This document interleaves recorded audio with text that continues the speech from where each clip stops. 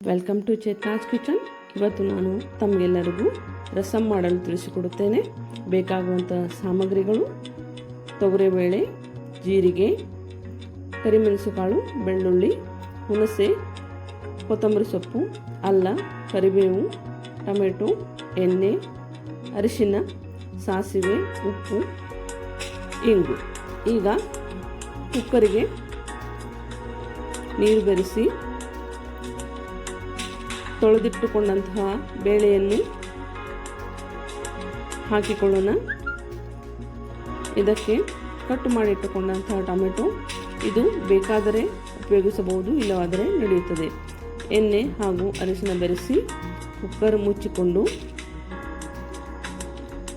3 whistle ಆಗುವವರೆಗೂ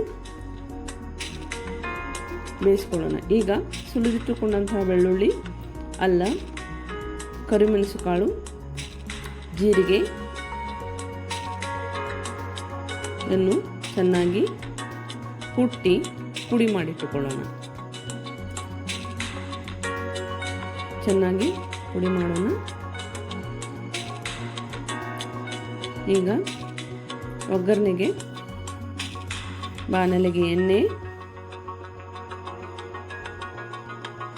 ಸಾಸಿವೆ,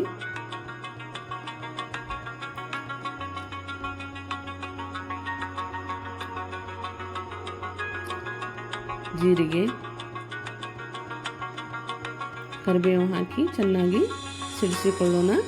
ಇದಕ್ಕೆ ಈಗ ಇಂಗನ್ನು ಬೆರೆಸಿಕೊಳ್ಳೋಣ.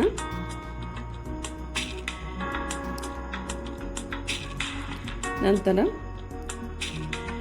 ಅರಿಶಿನ ಹಾಕಿ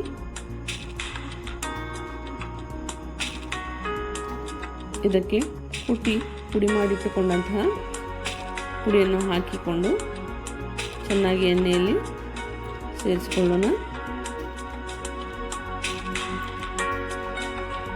ಈಗ ಇದಕ್ಕೆ ಹುಣಸೆ ರಸವನ್ನು ಹಾಕಿಕೊಳ್ಳೋಣ. ಸ್ವಲ್ಪ ಕುದಿ ಬರಲಿ ಇದಕ್ಕೆ.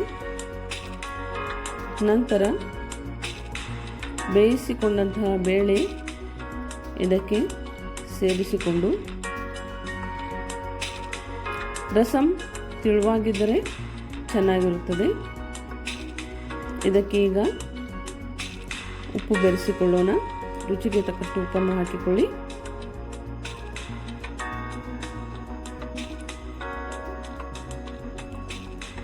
ಕೊತ್ತಂಬರಿ ಸೊಪ್ಪನ್ನು ಕಟ್ ಮಾಡಿ ಹಾಕಿ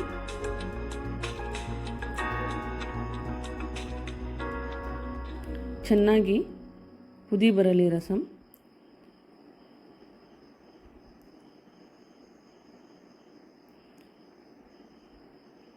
ಚೆನ್ನಾಗಿ ಕುದಿ ಬಂದಂತಹ ರಸಮ್ ಈಗ ಸಿದ್ಧವಾಗಿದೆ. ಇದು ಬಿಸಿ ಅನ್ನದ ಜೊತೆ ಸೇವಿಸುವುದರಿಂದ ನೆಗಡಿ, ಶೀತ ಶಮನವಾಗುತ್ತದೆ. Thank you for watching. Like, share ಮತ್ತು ಸಬ್ಸ್ಕ್ರೈಬ್ ಮಾಡಿ.